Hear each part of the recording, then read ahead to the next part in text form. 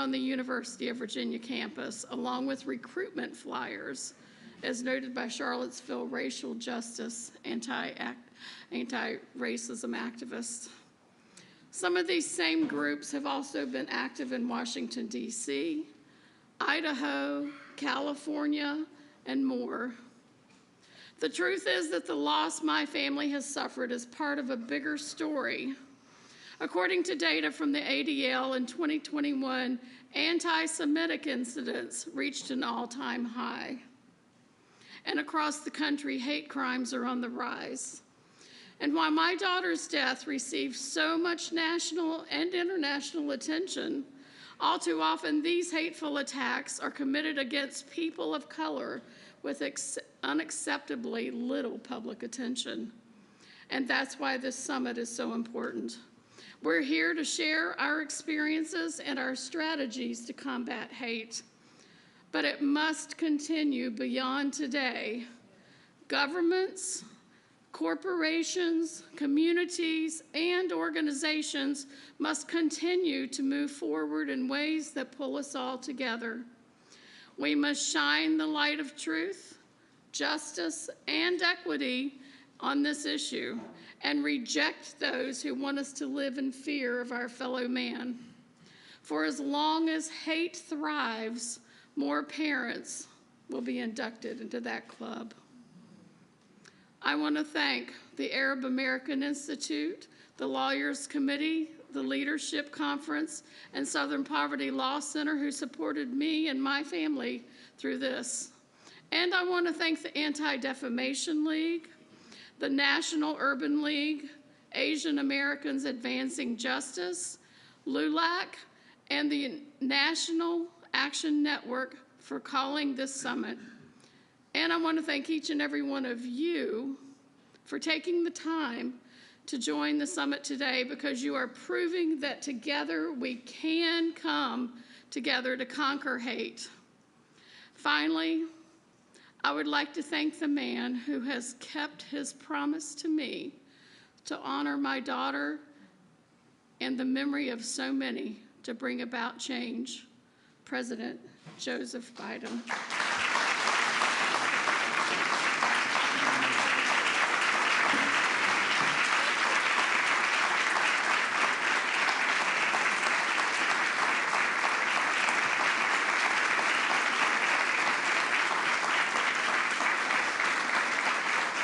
Thank you, Susan.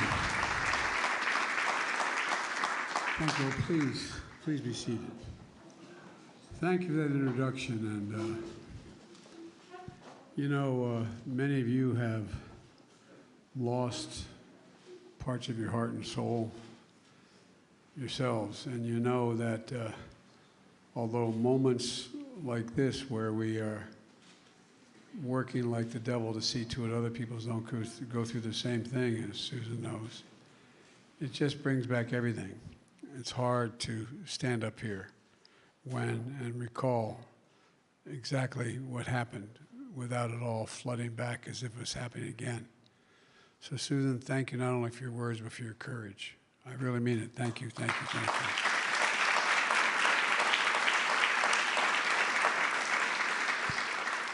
Through your pain, you found purpose worthy of the life that Heather lived, and purpose to help us stand united as she did. And that's why so many of you have done for so long in your own way as survivors, hate-filled violence, family victims, allies and advocates, mayors, community leaders, members of Congress. Your presence is a testament to the truth that we must and we can come together regardless of our backgrounds, our beliefs. We have to stand united against hate-fueled violence because it's real. You know it better than anyone. To affirm that an attack on one group of us is literally an attack on all of us. I sincerely appreciate all of you joining this first of its kind summit held here in the White House, and I want to thank Anna Navarro and Lisa Ling for participating, and I want to thank the civil rights organizations that called for such a summit after the evil came to Buffalo 4 months ago. The National Urban League, the Anti-Defamation League, the Asian American Advancing Justice, the League of United Latin American Citizens, the National Action Network. Jill and I, my wife Jill and I, and she's teaching, that's why she's not here, traveled to Buffalo to grieve with families and deliver a message from deep in our nation's soul. In America, evil will not win. It will not prevail. And white supremacists will not have the last word, and this venom and violence cannot be the story of our time. So we convene this summit to make clear what the story of our time must be. It has to be a story in which each and every one of us has a vital role to play, a story with this message from the White House. United, united, united we stand. Look, I decided to run for president, as Susan knows, after Charlottesville. Literally, not figuratively. I had no intention of running. I give you my word.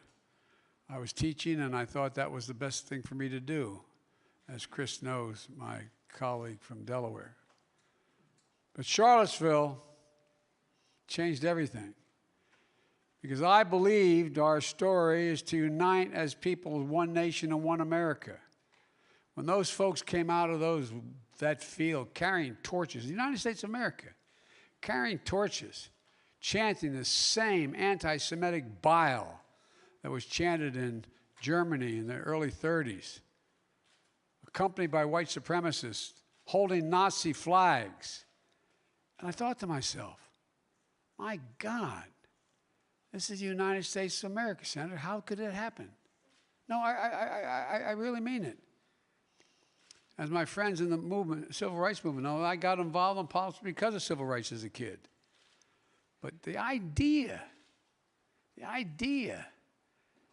that in the first quarter of the 20th century, we'd have people coming out of fields carrying torches, Nazi flags and banners, chanting the bile, accompanied by white supremacists, David Dukes and his crowd, and an innocent young woman is killed.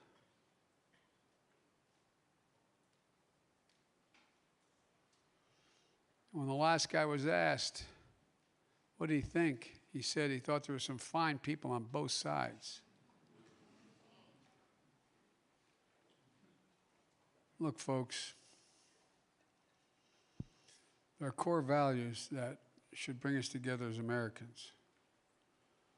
And one of them is standing together against hate, racism, bigotry, violence that have long haunted and plagued our nation. Another core value is standing united. For the enduring source of our strength is the idea of America. We're the most unique nation in the world. Every other nation is based on ethnicity, geography. In America, we're based on an idea. Literally, not figuratively, an idea. We hold these truths to be self-evident.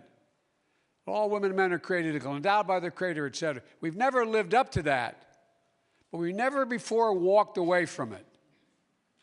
We never walked away from it. That's why it's so important what you're doing. It's so important that we keep hollering. So important for people to know that's not who we are. You know, I do a lot of foreign travel in my business. I spend an awful lot of time, and I know virtually every head of state. When I went to the first G7 meeting in England, of the largest democracies in the world, I sat down and I said, you know, I've heard me say this before, Rev. I said, America's back. You know what these leaders said around a small table with no press there? For how long? For how long? The combination of January the 6th, what they saw in Charlottesville, not America. Not who we are. The idea of America is guarantees that everyone everyone is treated with dignity and equality. An idea that ensures an inclusive, multiracial democracy. An idea that we give no safe harbor, none, to hate. Well, we've never, as I said, fully lived up to the idea. We've never walked away from it before. Look, I'm not naive. Kamala and I traveled to Atlanta to grieve with Asian American residents. The violence against community rose during the pandemic. Too many people fearful just walking the streets in America. Jewish high holidays approach. Families will gather for reflection under the shadow of the rise of anti-Semitism just 4 years after the attack on the Tree of Life Synagogue in Pittsburgh, the deadliest act of anti-Semitism in our nation's history. This summer, 31 white supremacists in Idaho were stopped from unleashing hateful violence just before they reached a pride celebration, a threat following a record year of violence against transgender Americans. Today, with the fall semester starting, we're joined by presidents of historic black college and universities should be able to focus on providing the best experience possible for their students, but instead are having to worry about more bomb threats against their institutions. Too often, Native Americans, disabled Americans face harassment, discrimination, and violence and victimization. Unfortunately, such hate-fueled violence and threats are not new to America. There is a through line of hate, from massacres of indigenous people to the original sin of slavery, the terror of the Klan, to anti-immigration violence against the Irish, Italians, Chinese, Mexicans. So many others lace through our history. There's a through line of violence against religious groups: anti-Semitic, anti-Catholic, anti-Mormon, anti-Muslim, anti-Hindu, anti-Sikh. Look, folks, and that through line of hate never fully goes away. It only hides. If I said before, when I was chairman of the Judiciary Committee, I felt really good that I got the extension of the Voting Rights Act for over 25 years. I even got Strom Thurmond to vote for it. No, not a joke. And I thought, well, you know, hate can be defeated, but only hides. And when given any oxygen, it comes out from under the rocks. In the last few years, it's been given much too much oxygen in our politics, in our media, and on the internet. Too much hate, all for power and profit. That's the part that's changed a little bit. It's about power and profit. Too much hate that's fueled extremist violence that's been allowed to fester and grow. You know, as a result, our very own intelligence agencies in the United States of America have determined that domestic terrorism rooted in white supremacy is the greatest terrorist threat to our homeland today. I've been around a while. I never thought I'd hear that or say that. Enough. We need to say clearly and forcefully, white supremacy, all forms of hate fueled by violence have no place in America. Failure to call it out is complicity, my dad would say. If your silence is complicity, we can't remain silent. There's those who say we bring this up, we just divide the country. Bring it up, we silence it instead of remaining silent. For in silence, wounds deepen. We have to face the good, the bad, and the truth. That's what great nations do. And we're a great nation. So we face at this moment, in my view, an inflection point. One of those moments that determine the shape of everything that's going to come after. Our great-grandchildren are going to look back and decide whether or not in this 2, 4, 6, 8-year period we stepped up. Because the world is changing. As the Irish poet said, all changed utterly. A terrible beauty has been born. We must choose to be a nation of hope Unity and optimism are a nation of fear and division and hate. And we choose, as we do, we know this: hate-fueled violence is born into the fertile soil of a toxic division. And we won't solve the problem by going after the extreme fringes alone. We have to confront the ways in which our toxic division fuel this crisis for all of us. Our differences certainly don't turn a fellow American into a sworn enemy. Building bridges across divides doesn't mean we're sacrificing our own beliefs and our core values.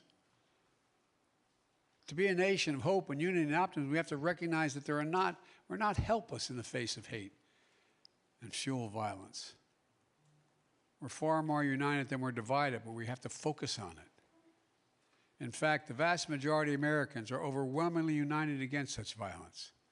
The vast majority of us believe in honesty, decency, and respect for others, patriotism, liberty, justice for all, hope, and possibilities. And I know we can do this together. I really mean it. We can do this together. Last year with Susan here at the White House, I signed a bipartisan COVID-19 Hate Crimes Act that included provisions named after Heather that are going to help state and local law enforcement better identify and respond to hate crimes. Earlier this summer, I signed into law a bipartisan Safer Communities Act, the first major gun safety legislation in 30 years.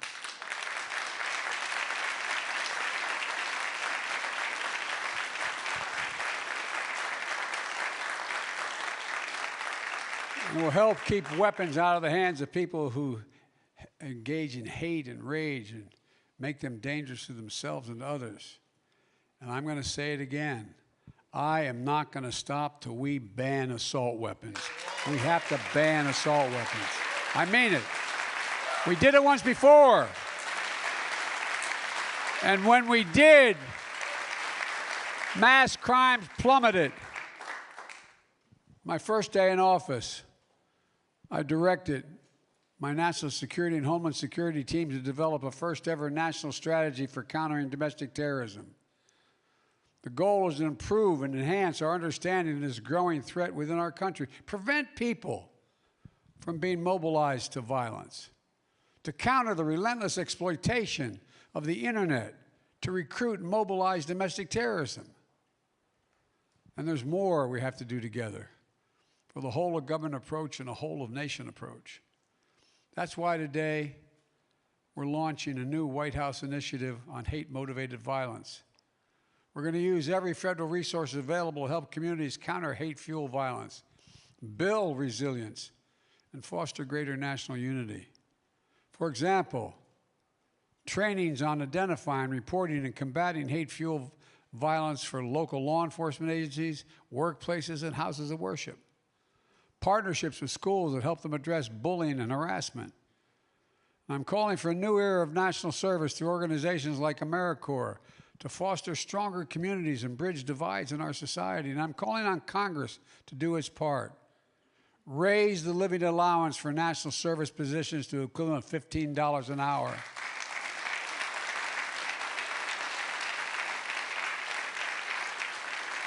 This would make national service an accessible pathway to success for more Americans of all backgrounds. Pass my budget, increase funding to protect nonprofits and houses of worship from hate-fueled violence.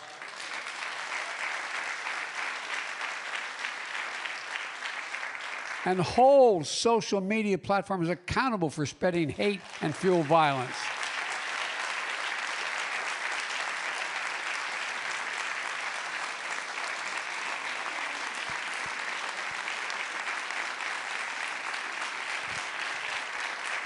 And I'm calling on Congress to get rid of special immunity for social media companies and impose much stronger transparency requirements on all of them. But folks, it's not just the federal government that can act. Everyone has a role to play in this story, whether you're a researcher seeking to understand the causes of hate-fueled violence, a philanthropist seeking to fund that research, or a concerned neighbor bearing witness to it and most collectively condemn those seeking mainstream violence or the threat of violence. Look, as part of this summit, Nonprofit organizations like the Interfaith America, Habitat for Humanity, and the YMCA are launching new nationwide training to teach 10,000 Americans how to become bridge builders in their communities. And the U.S. Conference of Mayors is spearheading a compact with over 150 mayors, and Democrats, Republicans, and Independents to address hate-fueled violence in their communities. And today, a group of philanthropic leaders are announcing they'll mobilize $1 billion investment toward building a culture of respect, peace, and cooperation in our civic life. Folks, this is just the beginning. A new bipartisan initiative, Dignity.us, will take this nation in the national conversation we launched today on the road across all 50 states and the District of Columbia, territories, tribal lands, to listen and learn from the people doing this work and find ways to scale up the best ideas. Bipartisan Presidential Center, senior officials from prior Democrat and Republican administrations will all support this effort. We're also about to meet some local heroes as we're honoring the Uniters. 21 fellow Americans, pastors, rabbis, imams, building relationships across faiths, a police officer educating fellow law enforcement officers, a middle school student mobilizing her community, a filmmaker documenting the epidemic of missing and murdered indigenous people, and so many more who are taking a stand. That's what this summit is all about. We, the people, we have to stand united. We have to do more. Let me close where I started by thanking all of you, and two people in particular, Rana and Sodi is a brother of Balburi Singh Sodihai, one of the first American victims of post-9/11 hate crimes. On this day in 2001, with Ground Zero smoldering, he was targeted, shot, and killed at work in Arizona by a white supremacist. To honor his memory, last year during the Asian American History Month, here at the White House, we displayed the turban he used to wear with pride. Miss Sarah Collins Randolph is also here today. On this day in 1963, her sister, Addie Mae, was one of 4 little girls preparing for Sunday school who were murdered by white supremacists in the 16th Baptist Church bombing in Birmingham, which I visited. Miss Collins Rudolph survived the bombing, but still carries the scars of that blast. Miss Collins Rudolph, I'm honored to see you here again. Thank you for being here. I visited the church on this day in 2019, and I'll visit it with you and always remember what happened. All these years later, Miss Randolph, Mr. Sodhai, providing the evidence that we need, proving that grief is universal, but so is hope and so is love. My fellow Americans, we remain in the battle for the soul of our nation. When I look around at all of you here today, I know we'll win that battle. I know we'll win it. The power is within each of us to transform the story of our time, to rise together against hate, to show who we are. We are the United States of America, and there's nothing beyond our capacity. And one of my reasons for optimism is the young people in this country. They're the least prejudiced, most volunteering, least, how can I say it, least likely to find blame, and most likely to get engaged. We have to organize them, just like our generation was organized in the civil rights days. And we can do this because the violence and the haters are in a minority. But unless we speak out, it's going to continue. It'll continue.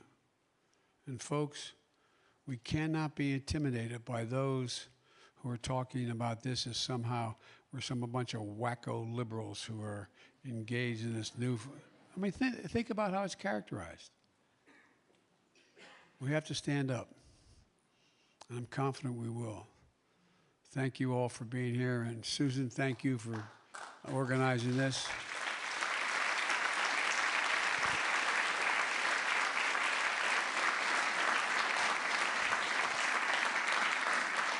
And I've said many times, every time I'd walk out of my Grandpa Finnegan's house, he'd yell, "Joey, keep the faith." My grandmother, "No, Joey, spread it. Let's go spread the faith." Thank you, thank you, thank you.